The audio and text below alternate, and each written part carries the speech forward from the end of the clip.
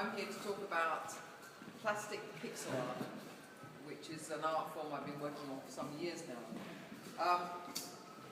It started with plastic bottle tops. By the time these bottle tops reach me, they are full stops.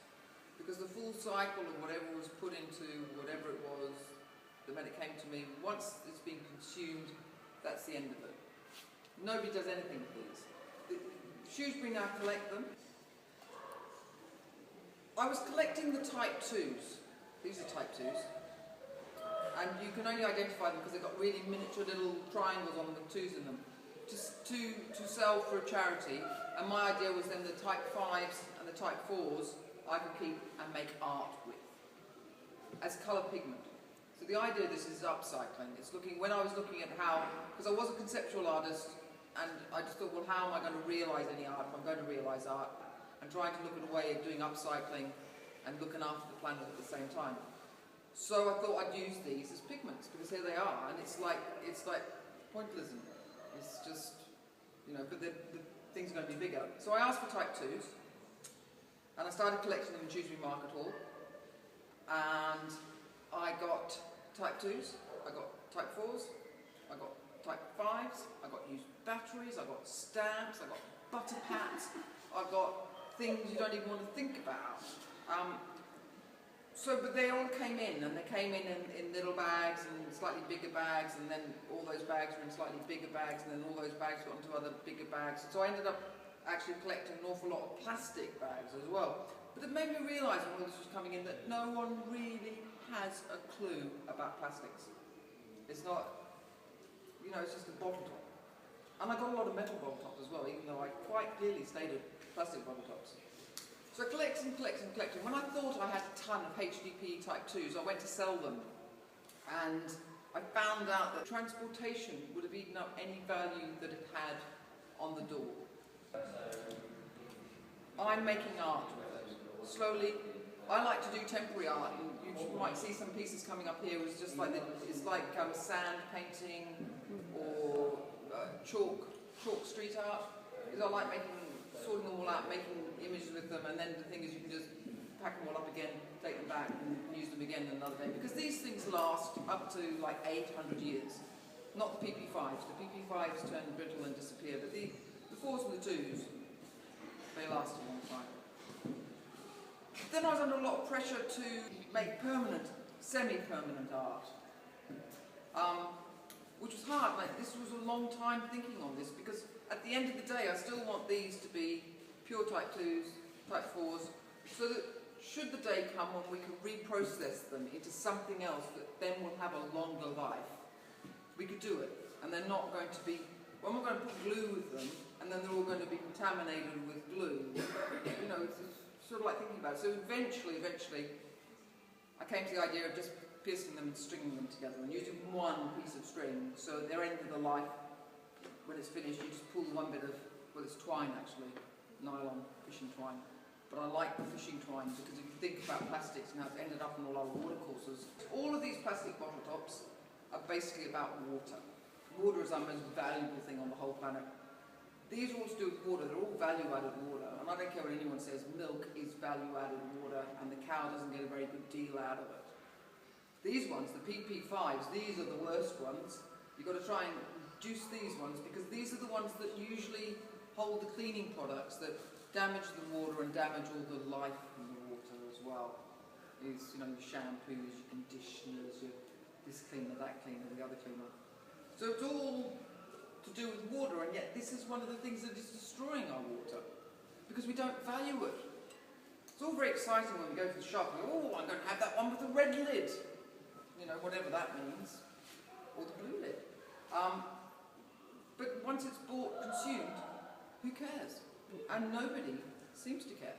So I decided I would care and make it into art. Where does plastic come from? Crude oil. Crude oil, I've been thinking a lot about crude oil. Crude oil in its natural state is usually deep down under the ground, and it's asleep, basically. It's peaceful, it's just there. It does trickle out in some places, it leaks out, but nothing like when man goes and gets it. So it's down there and it's asleep. Then man comes along, pulls it up, and we spend the rest of our lives whizzing, because because that's what it does. This stuff, the petroleum, speeds up our lives. So I was looking at that, and I was looking at a barrel of crude oil.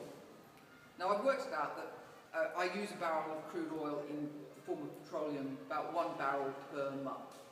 But that's just me, I'm just using petroleum. Petroleum is only a fraction of the barrel. So every time I use that much petroleum, they have to produce that much diesel, that much aeroplane fuel, that much gases like butane, and at the bottom there's a very thin little layer of oil that needs to be used to make plastics. Also, it was trying to create a circular economy. So when the waste comes, it's all transported by road, and like I've said, when we try and sell it, it's got no value. So before it's all in the hands of industry and commerce, once we've stopped using it, we have a moment before it goes back into the waste industries where we can do something with it. And on a local level, because it would have to be on a local level, because that's the only way of cutting out the more petroleum or more crude oil going into it, is to find ways of turning it into art, playing with it, or even processing and creating things that are actually needed for local use, so you have a local use creation. To that end, I'm trying to set up a colour plant, a plastic colour plant, where we can look at low energy ways of reprocessing the plastics, which is why I'm interested in the art being able to, the pixels being able to be released from the art again. Now I have here, if you've got time later, there's a timeline of plastics that are going around this unit. Artists, you'll be interested in, 1962 they introduced acrylic paint, water-based paint. So in 1962, artists started mixing plastic and water. There you go. And this is just like a step on in the new century of also mixing, well, having art without mixing it with water in that kind of way. Because we've got to watch out for the small bits of plastic. Like the plastic bags and the things that biodegrade is the worst thing ever, because when you try and pick it up, it disintegrates smaller. And I mean, there has been an issue now where a lot of countries have banned the use of microbeads in the washing things because of the harm to the wildlife in the water. So we've got a timeline though round? Yes, round. It starts here, it starts pre-1900.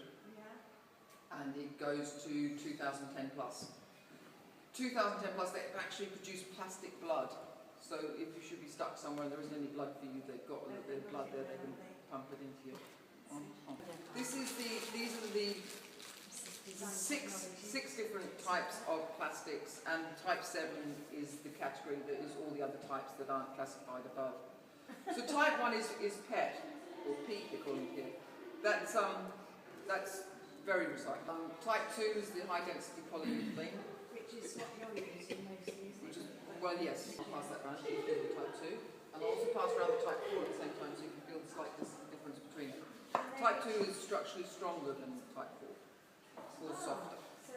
But they are the ones that are traditionally used, and that's a type 5, which is a PP, which is the polypropylene. Type 3 is PVC, and type 6 is polystyrene.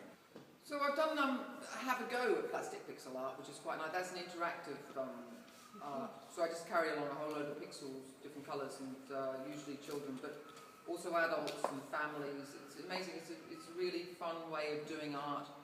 The first time I did it was with Self Help Africa on World Food Day in Shrewsbury Town Square. And it was fantastic. A lot of kids came along and interacted with and made it. And when they got up at the end, they could just walk away. Whereas if it had been painting or any other activity, there would have been all the associated mess. But this just seemed to be good, clean fun. So I would like to work on is I'd like to do floating art. There is a project coming up with the Mears and Mosses, which I'm hoping to do a floating piece for that, of the rare ore. That would have to be quite large. Because the thing about because the pixels are so big, the actual work has to get quite big. It has to be seen at a distance, doesn't it? Yeah. And there is, I am trying to reinterpret Han Chan's landscape in plastic pixels. That's an ongoing project I'm going here.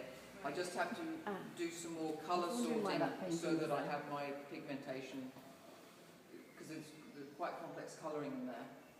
I like how you're getting the blues and the greys with the writing on the... Sarah, have you thought about working with somebody who's got one of those drones, the photo drones. I was thinking drone. Because if you were talking about Yes. Yeah, that would be good. enormous Yeah. things in Yes. the landscape. Yeah. Yeah, working with pixels. But I like the idea when they're like stained glass. Yeah. So one of the ideas is to try and do more like window screens as a window screening. So instead of net curtains to stop the neighbours looking in, you can make a screen out of the plastic pixels. So you've got this like stained glass effect in the window. It's, Yeah. you know, Very nice. things like that. But you know, it's at the moment I'm just trying to move all the plastic pixels to one location and colour sort them. But in actual fact, colourful sorting is a really nice activity. It's very calming, it's very therapeutic. So, you know, 15 minutes, half an hour, any time. Just about. You could make Get our blinds out volunteers of to them. do Yeah, Make roller blinds out of them. yeah. And curtains out, and fly curtains. Yeah. Yeah. Those, the door curtains, yeah, things like that. I made, this was an experiment looking at making mandalas, but I made it a bit tight. Tension is always a problem. But you can see it's starting to curve up in it. So imagine if this went on, it would just come up and become like bowl shaped and eventually ball. But also this is apart from the a little bit of modification. This is all done threaded through just one piece of twine. Yeah. How long does that take, Sarah, to do one? How long is a piece of string? It takes time. Because I'm learning all the time and always experimenting, so it's not like I've got a rollout to know how much time, but it all takes time. With this float as it is, have you tried floating it? I haven't actually, no. It'd be like lily pads then, Yeah. lily pad leaves, wouldn't they? Leaves. Is it against your What? ethos to cut them up at all? It is. Because I noticed that you don't ever cut anything up. No, because the thing is, I did when I made the banner, the Waterworks banner, which some of you may have seen, it's actually, you can tie around me and I wear it as a skirt, which has got the whole thing about bottom tops as material for clothing, which is fantastic. But this one is really nice because it's Waterworks, because another art I'm working with is water stuff. And when you walk, the bottom tops, the type 2s, they sort of clang together and they sound They make like a water. lovely So noise, and it's a yeah. great dancing skirt too. It's a little trim on the bottom, so I go and then it goes. That was the first time I'd actually done a big thing. It was very big for me, and it was all right threading through. I just got a needle and some pliers and pulled the twine through and through for all the going, say all the vertical ones. Then when I came through the horizontal ones, I was swearing, and I realised I needed to pre-drill all the bottom tops. Drill thing, you forget. I got that, but I realised I don't want to do that because in actual fact, when you drill it, you get all the little bits of plastic fall off. So the best thing to do is just punch it because then all the material stays together. You don't end up with scraps around. I have experimented with cutting them though because we were looking at ways of, like if you cut a little slit in them and interlock them together, because we were trying to look at how to make construction sort of toys. And I'd like to do some hanging banners to hang off some of the nice 70s architecture we have in town. Definitely. Yes, they make Yeah. very good flags, haven't they? Yeah, they do get quite heavy. Because Yeah. that's the Waterworks one is. It's heavy. Do they catch the wind? Or do they catch the wind? Or Yeah, do they catch and they cat Yeah. together and make that lovely noise. Yeah. So I think there's a lot of future in the art of plastic pixels.